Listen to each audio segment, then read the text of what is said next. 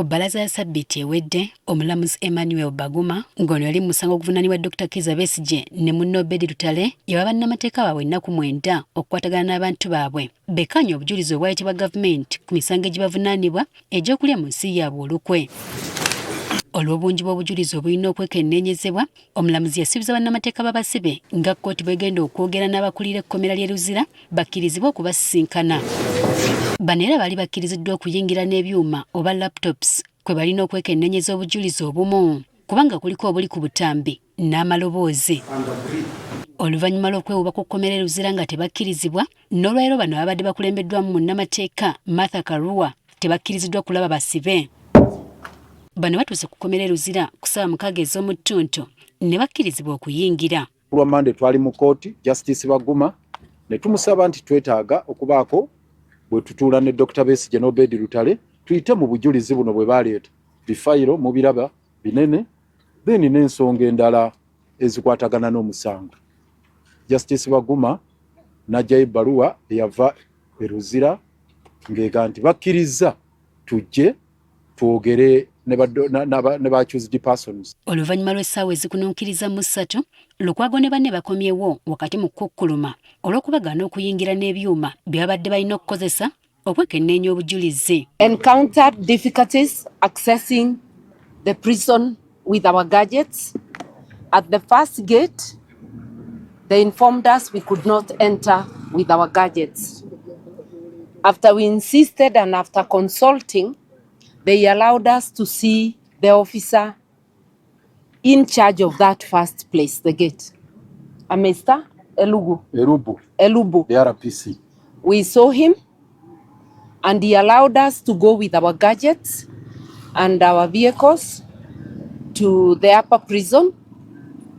From where now, when we reached the reception of the upper prison, we were not allowed to enter with the gadgets at all. Tuseeyo munda mwami Mbaziira ye n'agamba nti bonga prisons kye babadde bamanyi nti kooti yabasaba nti tusobola okujja wano ku weekend oba ku lunaku nga public holiday nga Heroes Day bwe lwabadde yesterday.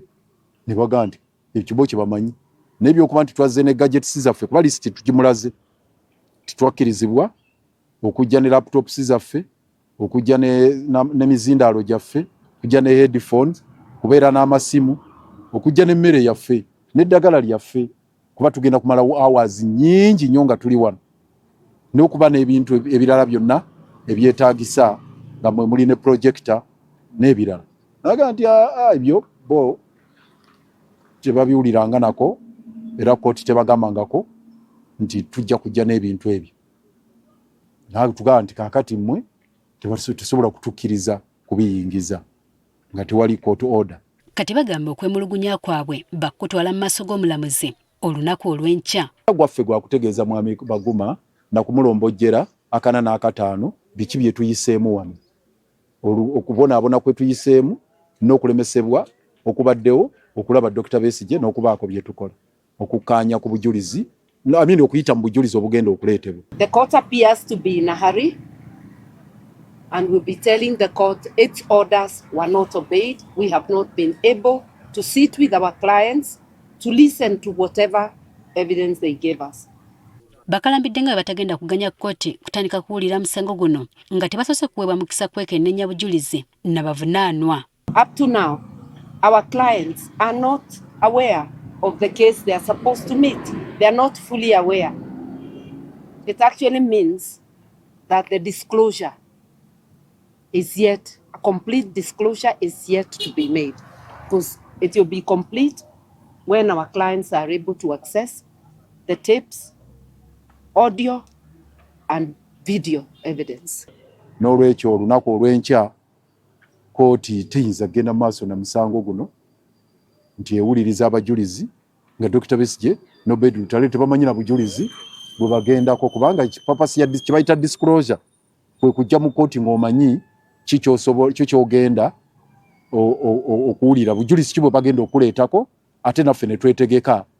Kino we kijjidde nga Besigye yakamala okutabukira mu kkooti ng'ebigambo byabyolekeza omukulembeze w'eggwanga Yoweri Kaguta Museveni gw'ayagala okukyusa mu mateeka agalambika okweteekateekera kw'okwewozaako okw'abakwate kimalewo okuwanvuya emisango nga bwe guli ku bbo. Mr. Museveni should stop being shy and reenact crime at detention without trial.